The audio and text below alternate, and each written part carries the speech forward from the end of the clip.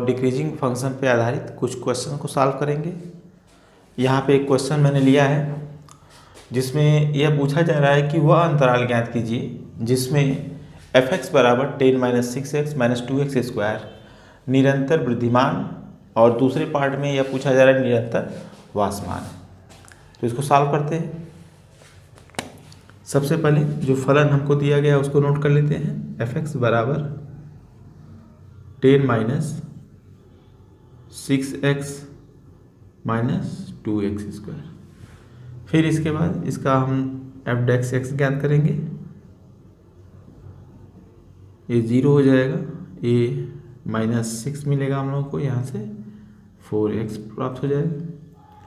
फिर इसके बाद इसमें से माइनस हम लोग बाहर ले लें तो ये हो जाएगा 6 - 4x, सॉरी ये प्लस हो जाएगा।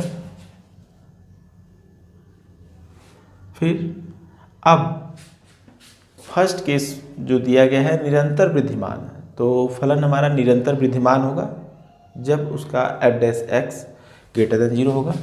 तो फर्स्ट पार्ट को जब हम लोग सॉल्व करेंगे तो उस केस में f(x) का मान 0 से बड़ा होना चाहिए निरंतर वृद्धिमान के लिए।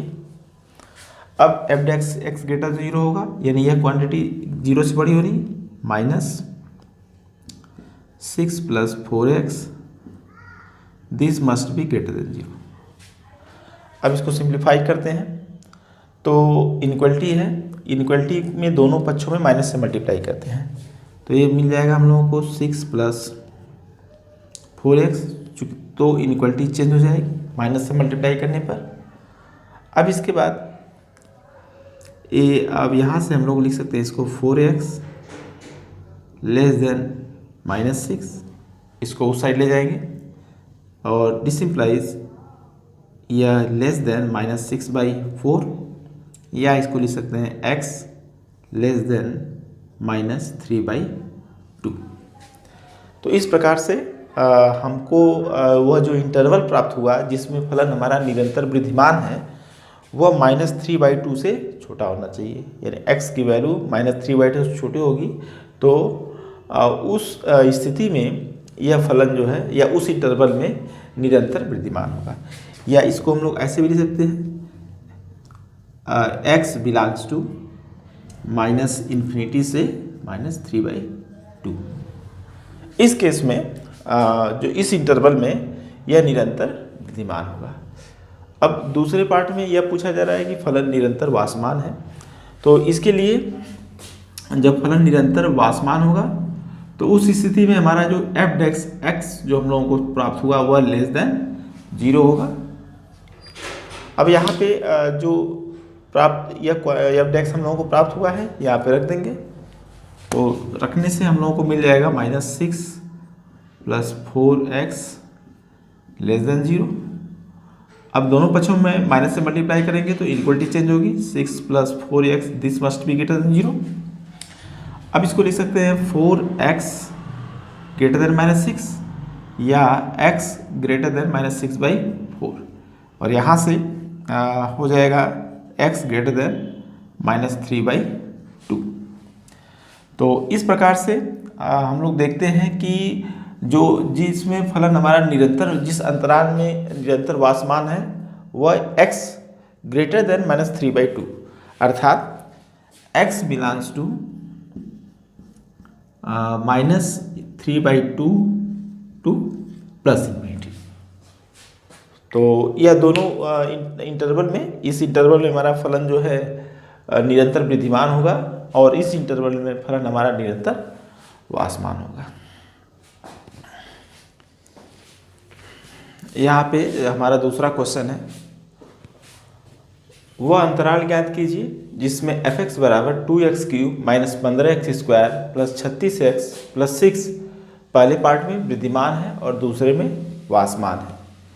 तो वृद्धिमान होने के लिए शर्त हमको पता है कि f(x) > 0 होना चाहिए और वासमान के लिए f(x) जो है < 0 होना चाहिए। तो ये दोनों शर्तें अप्लाई करके हम लोग पता कर लेंगे कि किस अंतराल में यह वृद्धिमान है और किस अंतराल में अवासमान है। तो इसको सॉल्व करते हैं।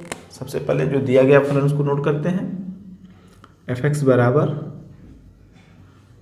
2x³ minus 15x² plus 36x plus 6। तो सबसे पहले हम लोग इसका f(x) ज्ञात करते हैं। f(x)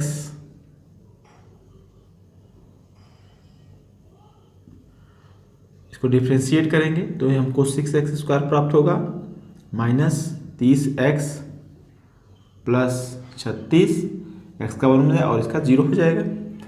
अब केस फर्स्ट हम लोग कंसीडर करते हैं। तो फर्स्ट में हमको यह दिखाना है कि यह फलन वृद्धिमान है। तो वृद्धिमान होने के लिए उसका जो f(x) है यह 0 या 0 से बड़ा होना चाहिए।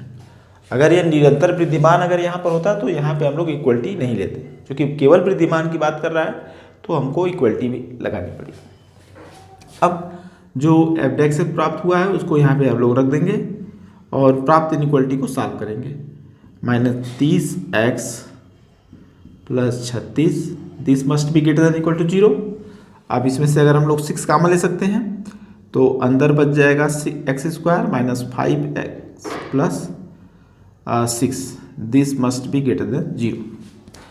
अब चूंकि 6 पॉजिटिव क्वांटिटी है, दोनों तरफ से अगर डिवाइड कर देते हैं तो इसके इनइक्वलिटी में कोई चेंज नहीं होगा। तो x² minus 5x plus 6, this must be greater then 0। अब यहाँ से इसको लिख सकते हैं x माइनस 2 और x minus 3, this must be greater then 0। अब इसके बाद इस तरह की इनइक्वलिटी हम लोग पीछे क्लास में पढ़े हैं कि यदि ऐसे केस बनते हैं तो इसको 0 के बराबर पुट करेंगे तो x बराबर हम लोगों को 2 मिलेगा और 3 मिलेगा। तो जब यह ग्रेटर देन इक्वल टू 0 होता है तो इसका अर्थ ये हुआ कि बड़े से x का मान जो है बड़े से बड़ा होगा या छोटे से छोटा होगा। अर्थात इसका मीनिंग ये हुआ, दिस इंप्लाइज x का मान जो है बड़े से बड़ा, अर्थात या छोटे से छोटा तो 2 से छोटा होगा, या x का मान 3 से बड़ा। इस इक्वलिटी का यह मीनिंग होता है।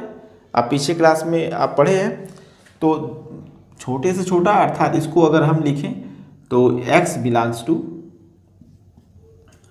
माइनस इन्फिनिटी से 2, चूँकि 2 को कंसीडर कर रहा है तो यहाँ पे क्लोज इंटरवल का प्रयोग किया जाएगा। यूनियन, या का अर्थ होता है यूनियन 3 से बड़ा, यानी 3 से इन्फिनिटी। इस प्रकार से यह इंटरवल हम लोगों को प्राप्त हो जाएगा जिसमें फलन हमारा वृद्धिमान होगा। इस तरह की इनइक्वलिटी को सॉल्व करने का एक दूसरा तरीका जो मैं यहाँ पे आपको बताने जा रहा हूँ यह है कि जो इंटरवल यहाँ पे हम लोगों को जो प्राप्त हुआ इनइक्वलिटी, इसको 0 के बराबर रखने पर x के 2 मान मिलेंगे, एक 2 और दूसरा 3। इसको जो है नंबर लाइन पे इस तरह से नोट कर लेंगे। फिर इसके बाद यहाँ पे जब हम देखते हैं कि यह इंटरवल यह 3 पार्ट में डिवाइड हो जाता है। पहला, यह दूसरा मिला हम लोगों को, तीसरा, और इसके बाद अब 2 से जब हम लोग छोटा रखेंगे इस चीज़ को, जब यहाँ पे हम लोग 2 से छोटा रखेंगे तो यह क्वांटिटी जो हम लोगों को मिलेगी यह हम लोगों को निगेटिव मिलेगी और यहाँ भी निगेटिव मिलेगी। 2 से अगर छोटा रखते हैं तो इस तरह से निगेटिव और निगेटिव मिलकर के हम लोगों को पॉजिटिव मिलेगा, यानी 2 से जब हम लोग छोटा रखेंगे वैल्यू तो यह पॉजिटिव देगा। अब 2 और 3 के बीच में रखेंगे तो जब 2 से बड़ा रखेंगे तो यह पॉजिटिव होगा और यह निगेटिव होगा। तो पॉजिटिव और निगेटिव होने के कारण यह माइनस हो जाएगा। फिर इसके बाद ये आपका फिर रखेंगे तो पॉजिटिव मिलेगा। इस प्रकार से जो इंटरवल हम लोगों को आप यहाँ पे माइनस इन्फिनिटी का हम लोग प्रयोग कर सकते हैं और यहाँ से प्लस इन्फिनिटी का प्रयोग कर सकते हैं। तो जो पॉजिटिव है जिसमें प्लस है, अर्थात माइनस इन्फिनिटी से 2 जो हम लोगों को प्राप्त होगा उसमें हमारा फलन जो है इंक्रीज करेगा, अर्थात वृद्धिमान होगा, और जो निगेटिव जो इंटरवल शो करेगा वह उसमें हमारा फलन वासमान होगा। अब देख सकते हैं और जो 3 से इन्फिनिटी है उसमें फलन हमारा वृद्धिमान है। तो इस प्रकार से अगर यहाँ से इस ट्रिक का इस्तेमाल करें तो हम लोग कह सकते हैं कि जो फलन है -∞ से 2 में वृद्धिमान है और 3 से इन्फिनिटी में भी वृद्धिमान है। तो इस प्रकार से इस पूरे इंटरवल में यह वृद्धिमान है। अब दूसरा केस,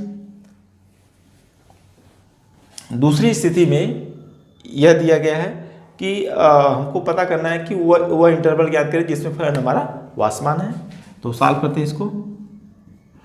तो वासमान के लिए हम लोग जानते हैं f(x) की वैल्यू जो है < 0 होनी चाहिए।